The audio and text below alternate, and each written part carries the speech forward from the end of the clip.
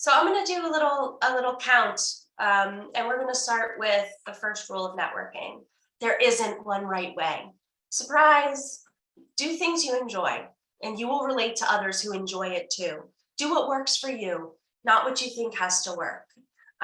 You know when somebody's uncomfortable because it shows. And when people are uncomfortable, it makes you uncomfortable.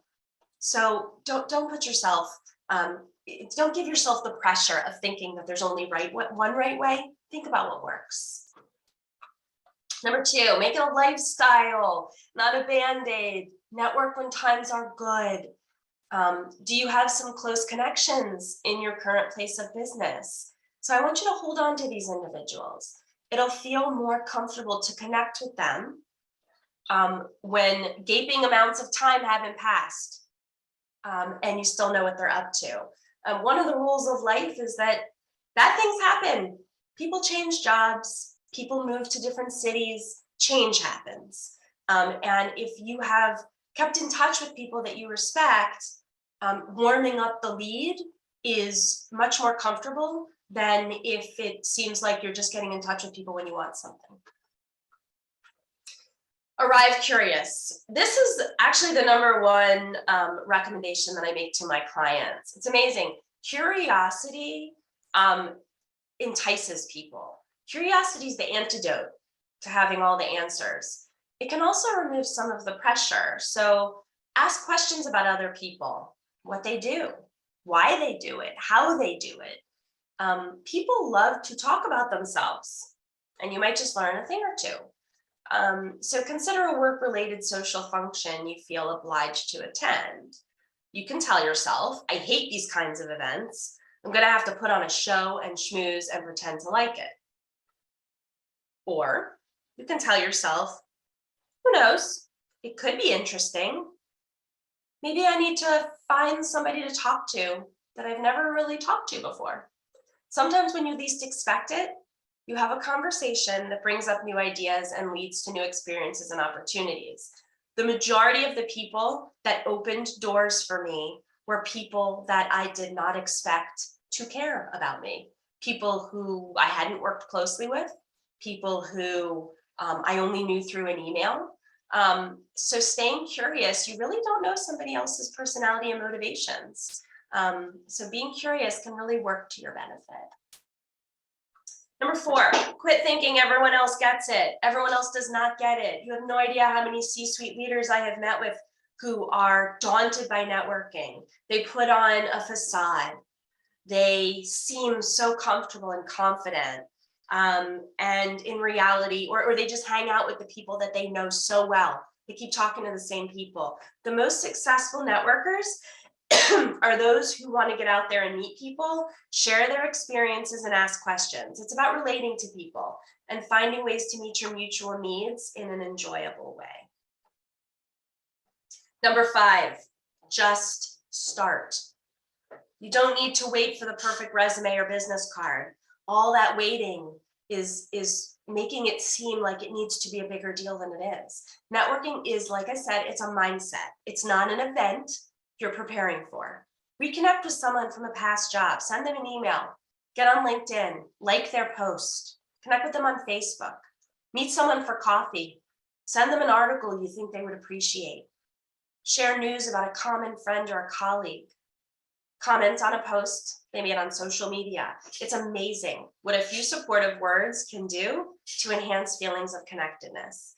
If the conversation is successful enough to warrant a request for a business card, and you don't have one because you don't have the perfect business card, you can jot down their email address and follow up later. This is even better than the business card because it puts the next step in your court and gives you an excuse to follow up. So please don't wait for times to be perfect, just start. Embrace a giver's mindset. This is a big one, and BNI, which I'm part of, Business Networking International, this is a cornerstone of Ivan Meisner, who's the head of BNI.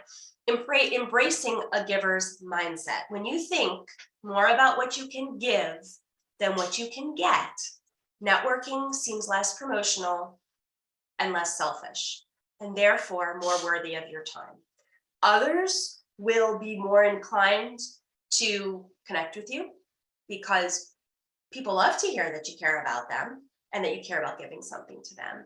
And for my clients, friends, peers who feel that networking is kind of icky and fake, when you embrace it with a giver's mindset, and you're looking to sort of match people or find out about something, or in some cases, someone else needs to find an employee. So networking can often happen the other way around. I have a leader right now that I'm working with who is desperate to hire an HR generalist. And he would welcome meeting somebody at a networking event who could fit the bill. So people love to be the person who has a person. One statistic, JobVite said 66% of satisfied employees are eager to refer people in their network to work at their company. So you may be somebody looking for an opportunity, but somebody else may be looking for you. Keep that in mind that, there may be a win-win to be had there. Okay. Do not put yourself in unnatural settings. You will look unnatural. Discomfort is transparent. Trust me. You're not doing yourself any favors by forcing things. Go where you feel comfortable. If you're feeling uncomfortable, look for another uncomfortable person and start up a conversation. I guarantee, take a breath, sit back, and look around. There is always somebody sitting on the sidelines, somebody who has lots to do. They're really busy on their phone. They may very well be somebody who's uncomfortable and would welcome saying hello. Seek out people with common interests. Again, be yourself. Surround yourself with people you want to be with and talk to. When networking is driven by substantive shared interests, it will feel more authentic and meaningful, and it is likely to lead to relationships that have those qualities as well. Number 9, follow up and then do it again. Persistence, persistence, persistence. There is a way to be persistent without being obnoxious. And people who are good at networking recognize that there's a way to cut through the clutter, and we are all subject to all the clutter, the emails, the dinging. Life is busy. People are often juggling a series of important work and personal responsibilities. They may have been out of town. Spam may have tracked your last email. They may be coming back after a bout of COVID. They may just have dropped the ball. They may be going through a divorce. They may have lost a loved one. Try not to take non-responses personally. Think of your message as a gentle nudge.